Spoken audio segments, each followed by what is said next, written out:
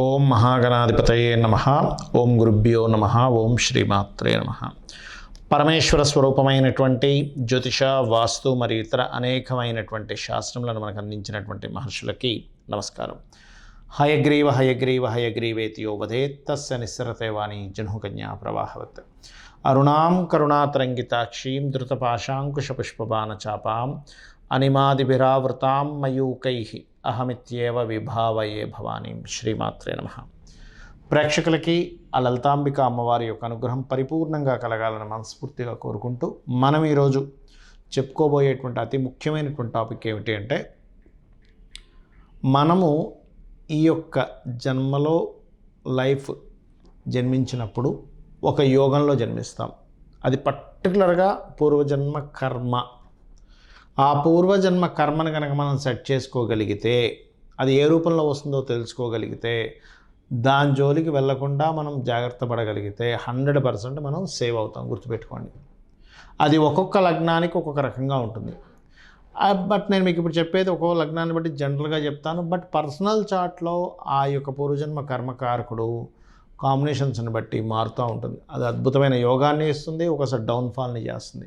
అయితే ఇప్పుడు నేను మీకు చెప్పబోయే దాంట్లో ఏంటంటే, కొన్ని అంశాల జోలికి వెళ్ళకపోవడం వల్ల, కొన్ని చేయడం వల్ల మీరు పూర్వజన్మ కర్మ యొక్క ప్రభావాన్ని చాలా మటుకు తగ్గించుకోగలుగుతారు, హ్యాపీగా ఉండగలుగుతారు. ఒక్కొక్క లగ్నం గురించి మనం తెలుసుకుందాం. మేషలగ్నము. మేషలగ్నంలో ఎవరైనా జన్మించారు అంటే వాళ్ళకి 90% ఆఫ్ కేసెస్, 95 ఇంకా కరెక్ట్గా చెప్పాలంటే, వాళ్ళు ఏ కర్మల్లో ఎక్కువగా ఇరుక్కుంటారు అంటే, ఎవరికైనా అప్పును ఇవ్వడం ద్వారా. మీరు గుర్తుపెట్టుకుని, అందులో ముఖ్యంగా బంధువర్గం వారికి, బంధువర్గంలో వారికి ఎవరికైనా అప్పు ఇచ్చాము, ఆ అప్పు వాళ్ళు ఇవ్వకపోవడం వల్ల మీరు ఎక్కడి నుంచో డబ్బులు తీసుకొచ్చి వాళ్ళకి ఇవ్వడం ద్వారా మీరు ఇరుక్కుపోతారు. మెయిన్ ఎందుకు అంటే, మీ పూర్వజన్మ కర్మ దాంతో లింకప్ అయి ఉంటుంది. Point number 1. రెండవది, మామయ్య వరుస, బావమరిది ఇట్లాంటి వరుస వాళ్ళ వల్ల కూడా మీకు అప్పుల వల్ల, వీళ్ళ యొక్క సాంగత్యంతో ఉండే కాంబినేషన్ వల్ల, అలాగే కొన్ని మిస్కమ్యూనికేషన్స్ వల్ల. ఎందుకంటే మీరు మాట్లాడిన మాట వల్లే మీ లైఫ్ చాలా మటుకు పాడైపోతూ ఉంటుంది. అంటే మీ మాటను కనుక జాగ్రత్తగా ఉపయోగించగలిగితే మీ యొక్క స్టేజ్ అద్భుతంగా మారుతుంది. బికాజ్ ఆఫ్ మీకు 3rd and 6th lord mercury అవుతాడు. అయితే ఇది మీ యొక్క మెర్క్యూరీ మీద ఆధారపడి ఉంటుంది. అంటే మీ బుధుడిని చాలా జాగ్రత్తగా చూసుకోవాలి. అంటే చూసుకోవడం అంటే ఏంటండి, మీ జన్మజాతకంలో బుధగ్రహం ఎలా ఉంది, దీనివల్ల మీకు పూర్వజన్మ కర్మ అనేటువంటిది ఆధారపడి ఉంటుంది. 6th లార్డ్, 6th పోర్ట్ఫోలియో ఏ గ్రహానికి వచ్చింది ఈజ్ మోస్ట్ ఇంపార్టెంట్ బుధుడితో పాటు. అది పర్సనల్ చార్ట్ బట్టి ఉంటుంది. బట్ మీరు ఇప్పుడు ఉన్నటువంటి ప్లానటరీ కాంబినేషన్స్లో మీ యొక్క బుధగ్రహ సంబంధించినటువంటిది పెంచుకోవాలి అంటే మీరు చేయవలసింది ఏమిటంటే, నవగ్రహాల్లో పర్టికులర్గా బుధగ్రహం దగ్గర దీపారాధన చేయండి. బుధుడు సర్వసాధారణంగా ఏ గ్రహాల ద్వారా పాడవుతాడు అంటే, ఏదైనా నీచగ్రహంతో కలిసి ఉంటే పాడవుతాడు ఒకటి, లేదా అతని శత్రువులైనటువంటి కుజుడు కానీ కేతువు కానీ ఉన్నా సరే అది స్పాయిల్ అవ్వడం జరుగుతుంది. కాబట్టి ఏం చేయండి, బుధగ్రహంతో పాటు కుజగ్రహము కేతుగ్రహం దగ్గర కూడా దీపారాధన చేయండి. అయితే ప్రతి జాతకానికి కూడా పూర్వజన్మ కర్మను తగ్గించుకునేటువంటి కాంబినేషన్ ఉంటుంది. అదేమిటి, ఎలా ఉంటుంది అంటే, మీ యొక్క మేషలగ్నం వారికి సూర్య నమస్కారాలు చేసుకోవడం ఈజ్ ద బెస్ట్ వే. మనందరం కూడా ఏదైనా ఒక పని అవ్వట్లేదు, ఒక ఇబ్బంది పడుతున్నాము అంటే పూర్వజన్మ కర్మ మనల్ని అడ్డుపడుతూ ఉంటుంది. మీ లగ్నానికి ఏంటంటే, మీరు గోవులకు వెళ్ళి గోంగూర మరియు అదేవిధంగా గోధుమ రవ్వ తినిపిస్తున్నట్లయితే పూర్వజన్మ కర్మ అనేటువంటిది 100% తగ్గి తీరుతుంది. అందులో ఎటువంటి సందేహం లేదు. అలాగే సూర్య నమస్కారాలు చేసుకోవడం, వీలైతే సూర్య క్షేత్రాలకు వెళ్ళడం, విష్ణువు యొక్క సహస్రనామాలు వినడం, శ్రవణం అంటారు, అవి కనుక చేస్తూ ఉన్నట్లయితే ఖచ్చితంగా బాగుంటుంది.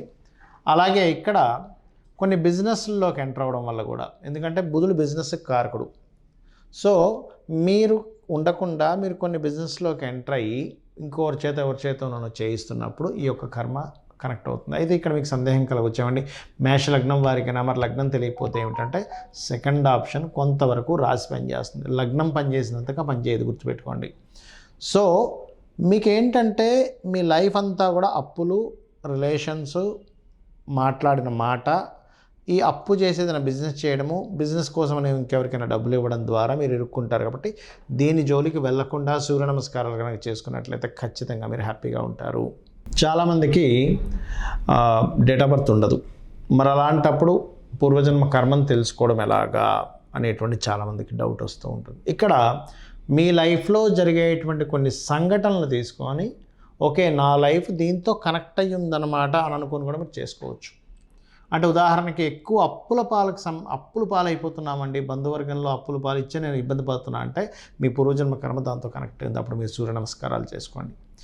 అలా కాదండి నాకేదో కలిసి వస్తుందని అన్నారు, నేను దానికోసం తిరుగుతున్నానంటే మీరు ఖచ్చితంగా విష్ణు సహస్రనామాలు చేసుకోవాలి. అప్పుడు కానీ మీరు బయటపడరు, గుర్తుపెట్టుకోండి.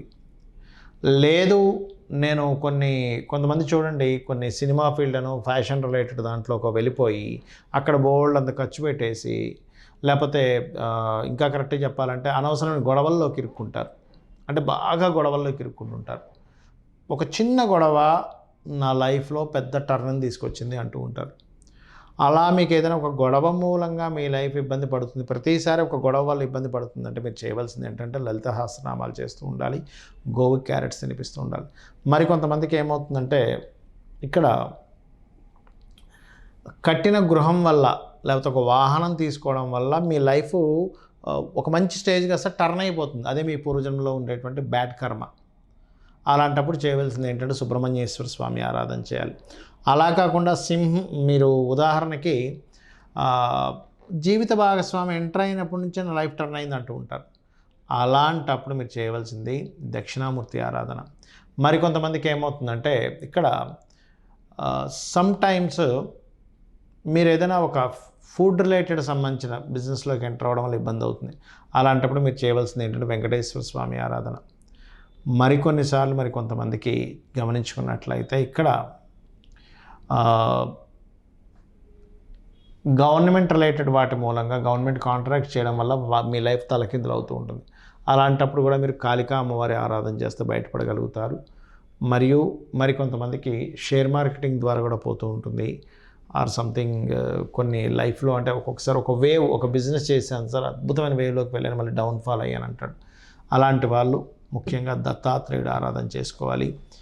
మరికొంతమందికి ఏంటంటే వివాహం ద్వారా ఇబ్బంది వస్తుంది. ఒక జీవిత భాగస్వామి ఎంటర్ అయినప్పటి నుంచి లైఫ్ బాగా ఇబ్బంది పడింది అంటే మీరు లక్ష్మీనరసింహస్వామి ఆరాధన చేసుకోండి. మరికొంతమందికి అప్పులు చేయడం ద్వారా ఇబ్బంది వస్తుంది. అలాంటి వారు శ్రీమాత్రే నమః చేసుకోవాలి. మరికొంతమందికి ఎట్లా ఉంటుందంటే వారికి తల్లితోనే విభేదాలు ఉంటాయి.